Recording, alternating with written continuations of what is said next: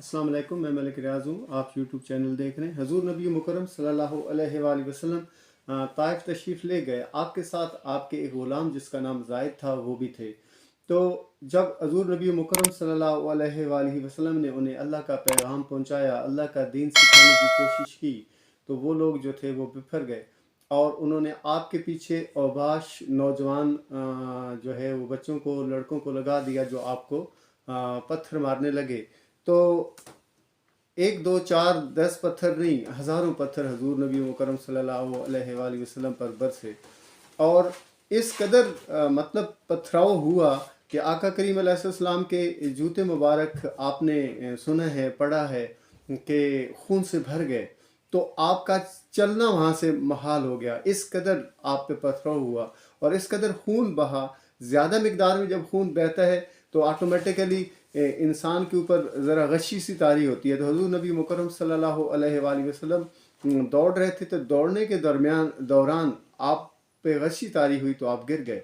तो आपके जो ग़ुलाम थे जाहिद, उन्होंने आपको उठाया, उठाकर दौड़े वो तो करीब ही एक बाग था, तो वो आपको और उनको कोई जगह नहीं मिली, तो वो उन्होंने आपको उस बाग तक पहुंचाया और उस बाग में एक खजूर की बेल थी, उसके नीचे हजूर नबी मुकरम सल्लल्लाहु अलैहि वसल्लम को लिटा दिया। जब हजूर को उन्होंने लिटाया तो वो बाग जो था वो एक बहुत बड़े काफिर तक का था जिसका नाम उत्बा बिन रबिया था। उत्बा बिन रबिया का तारुफ ये है कि ये जंग बदर के अंदर कुफ़ार की जानिब से आया था और इसके हाथ में अलम था, इसके हाथ में कुफ़ार का झंडा था और ये उस कुफ़ार की फ़ौज का सिपा सलार था, कुफ़ार की फ़ौज का चीफ था। ठीक है, ये वो इतना बड़ा काफिर है। जब उसने हजूर नबी मुकरम सल्लल्लाहु अलैहि वसल्लम को इस हालत में देखा ना, तो उसे आप सल्लल्लाहु अलैहि वसल्लम की इस हालत पे तरस आया। उसने कहा ये ताइफ वालों ने मोहम्मद सल्लल्लाहु अलैहि वसल्लम के साथ क्या कर दिया है, ये इतना शदीद ज़ख्मी कर दिया इनको।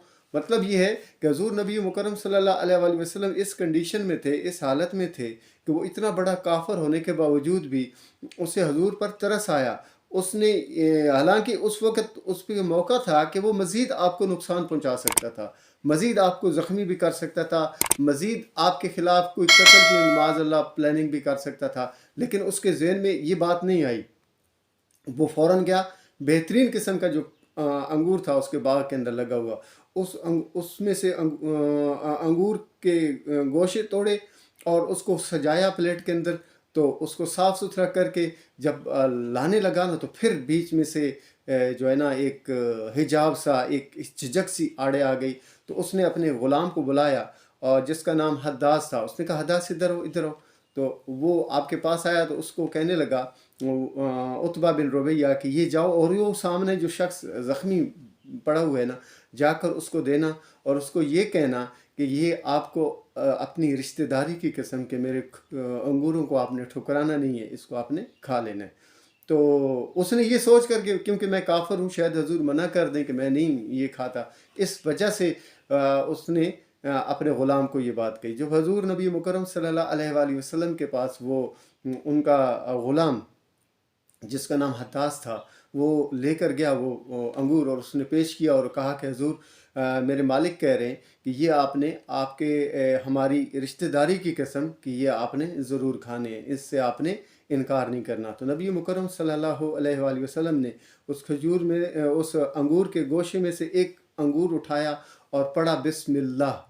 जब हजूर नबी मुकरम सल्लल्लाहु अलैहि वसल्लम ने बिस्मिल्लाह पढ़ा तो हदास को बड़ा ताज्जुब हुआ, उसको बड़ा अजीब सा लगा। उसने कहा जी ये आपने क्या लफ्ज़ पढ़ा है, ये हमारे यहाँ तो लोग नहीं पढ़ा करते।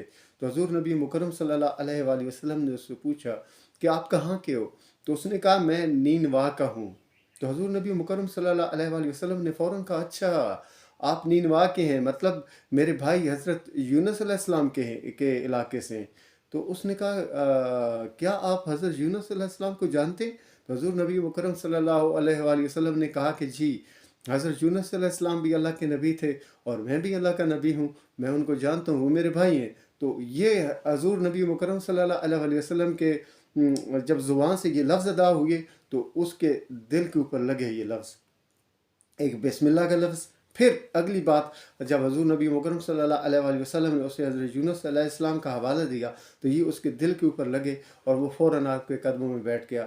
جب آپ کے قدموں میں بیٹھا تو اس نے کہا حضور مجھے کلمہ حق پڑھائیے.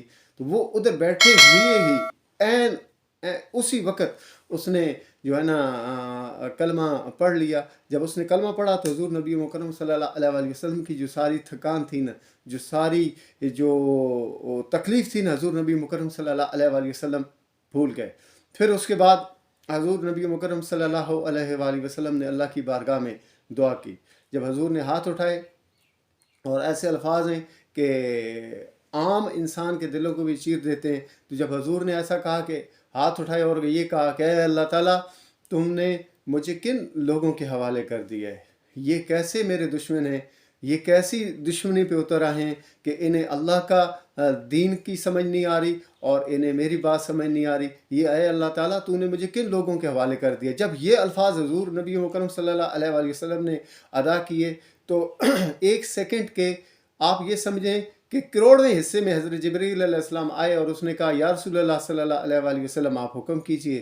اگر آپ حکم مجھے کرتے ہیں تو میں ان دو پہاڑوں کو، کیونکہ طائف ایک وادی ہے، دو پہاڑوں کے درمیان ہے، تو میں ان دو پہاڑوں کو آپس میں ملاؤں گا اور انہیں پیس دوں گا. جیسے چکی میں آٹے کو پیستے ہیں نا، ویسے میں ان کو پیس کے رکھ دوں گا. لیکن نبی مکرم صلی اللہ علیہ وسلم نے فرمایا کہ مجھے جو ہے نا رحمت للعالمین بنا کر بھیجا گیا ہے. اگر یہ لوگ نہیں سمجھ رہے میری بات، تو ان کی آنے والی نسلیں میری بات کو سمجھیں گی اور وہ دین اسلام کا علم اٹھائیں گی، اور یہاں سے جو ہے نا دین کی کونپلیں پھوٹیں گی اور یہ پوری علاقے کو جو ہے نا وہ سرسبز و شاداب کر کے رکھ دیں گی. تو حضور نبی مکرم صلی اللہ علیہ وسلم کی یہ دعا پھر مستقبل میں ثابت بھی ہوئی کہ طائف سے اتنے زبردست قسم کے اور اتنے بڑے بڑے اسلام کے مجاہد نکلے جنہوں نے پوری دنیا کے اندر اسلام کو پھیلا دیا، اسلام کی کونپلیں لگا دیں. حضور نبی مکرم صلی اللہ علیہ وسلم کی ذات پاک پر درود السلام کا نذرانہ پیش کر دیجئے. آقا کریم علیہ السلام کی زندگی کو، آقا کریم علیہ السلام کی سیرت اور صورت کو اپنائیے اور حضور نبی مکرم صلی اللہ علیہ وسلم کی محبتوں کو دل میں جگہ دیجئے. شکریہ.